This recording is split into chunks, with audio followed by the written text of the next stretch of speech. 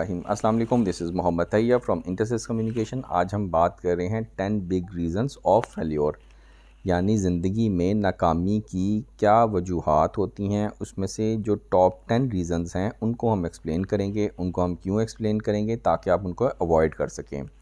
तो if you know the hurdles of the journey then you are better prepared and equipped and can avoid them in your successful journey.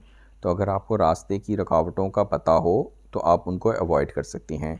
तो हमारी success के लिए, हमारी ज़िंदगी में कामयाबी के लिए हम इन हर्डल्स को डिस्कस कर लेते हैं, एक्सप्लेन कर देते हैं और फिर हम उनसे कोशिश करेंगे अवॉइड करने की। और इस वीडियो के एंड पे क्या होगा, इस वीडियो के एंड पे होगा आपके लिए the biggest enemy of failure, यानी कि फेल्योर, शिकस्त का सबसे बड़ा दुश्मन क्या है। राइट।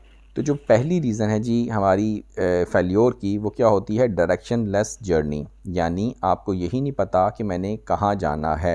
जब तक आपको विज़न नहीं मिलेगा, जब तक आपको डेस्टिनेशन का डिसीजन नहीं होगा, तो आप ज़िंदगी में कामयाब नहीं हो सकते हैं। तो सबसे पहले आपको विज़न अपना मालूम करना चाहिए कि अल्लाह ताला ने हमें क्यों पैदा किया है, हमारी ज़िंदगी का मकसद क्या है और हमारी जो जर्नी है वो किधर जा रही है और इसकी डेस्टिनेशन क्या है। कहते हैं कि ऐसा मुसाफिर जिसको मंजिल का पता हो तो वो तो कभी ना कभी पहुंच जाएगा, लेकिन अगर ऐसा मुसाफिर जिसको यही नहीं पता कि मेरी मंजिल क्या है तो वो कहीं पे भी नहीं पहुंच सकता। कहते हैं ना कि अगर एक बंदा इस्लामाबाद एयरपोर्ट पे खड़ा हो और उसको यही नहीं पता कि मैंने लाहौर एयरपोर्ट जाना है, तो कोई और उसका दोस्त मिलेगा, वो कहेगा यार मैं मुल्तान जा रहा हूँ तो चलो तुम भी मेरे साथ मुल्तान चलो, तो वो मुल्तान वाले जहाज़ पे बैठ जाएगा। मुल्तान पहुंचा, वहाँ पे उसको कोई बंदा मिला, उसने कहा यार मैं कराची जा रहा हूँ तो तुम मेरे साथ कराची चलो, वो कराची वाले जहाज़ पे चला जाएगा। तो जब उसको यही नहीं पता कि मैंने कहाँ पे जाना है तो वो कहीं पे भी नहीं जा सकता, या वो हर तरफ जाएगा लेकिन अपनी मंजिल पे नहीं पहुँचेगा। राइट। तो पहली बात ये है कि फेल्योर की रीज़न क्या है कि जी आपको मंजिल का तयन ना हो। नंबर 2 क्या है कि आपका जो एटीट्यूड है वो पैशनेट ना हो, यानी पैशन लेस हो। पैशन लेस का मतलब ये है कि बैली फायर ना हो। बैली फायर का मतलब ये है कि आपके अंदर जज्बा, जुनून ना हो। अगर ये चीज़ें नहीं हैं तो फिर आप मंजिल पे नहीं पहुंच सकते।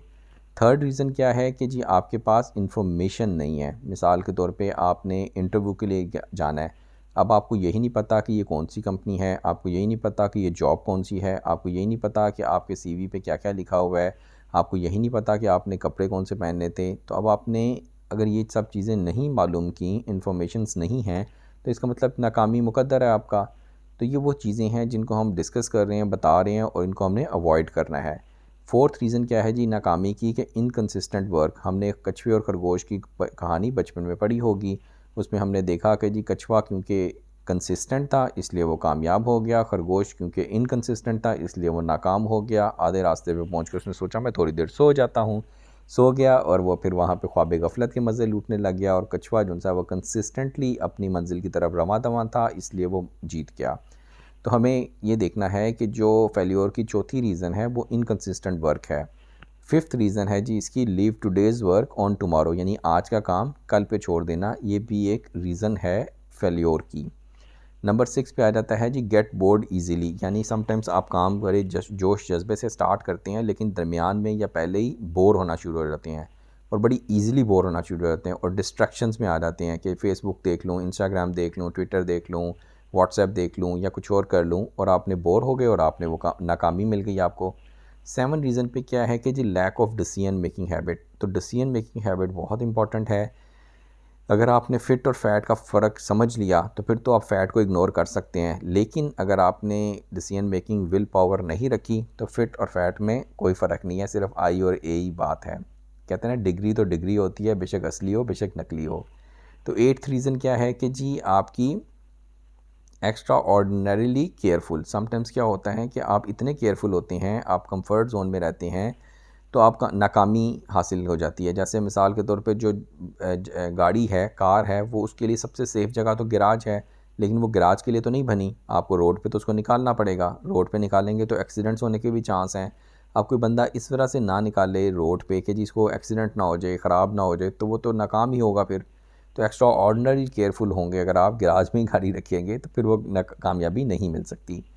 नंबर 9 रीज़न है कि जी नो टीम वर्क। अगर आप इंडिविजुअल काम करना चाहते हैं और आप समझते हैं कि आप लोगों के साथ मिलकर नहीं काम कर सकते तो फिर भी नाकामी आपका मुकद्दर बन सकती है। कहते हैं TEAM टीम, यानी टुगेदर एवरीवन अचीव मोर। तो फेल्योर की रीज़न नंबर 9 है कि जी नो टीम वर्क। और लास्ट बट नॉट लीस्ट जो फेल्योर की रीज़न है वो है जी डिसऑनेस्टी। डिसऑनेस्टी काम में भी हो सकती है, डिसऑनेस्टी पैसे में भी हो सकती है, डिसऑनेस्टी की उसमें वक्त में भी हो सकती है, और मल्टीपल इसकी रीज़न्स हैं। परसिस्टेंस जौन सी है जी, ये है जी the biggest enemy of failure, यानी कि जो नाकामी का सबसे बड़ी दुश्मन है वो है परसिस्टेंस, और परसिस्टेंस होगी तो आपके अंदर कामयाबी होगी। तो ये हमारी छोटी सी वीडियो थी जिसमें हमने नाकामी के बारे में डिस्कस किया, ब्रीफ़ किया। अपने फ़ीडबैक से आगाह कीजिएगा। आप सबके टाइम का बहुत बहुत शुक्रिया।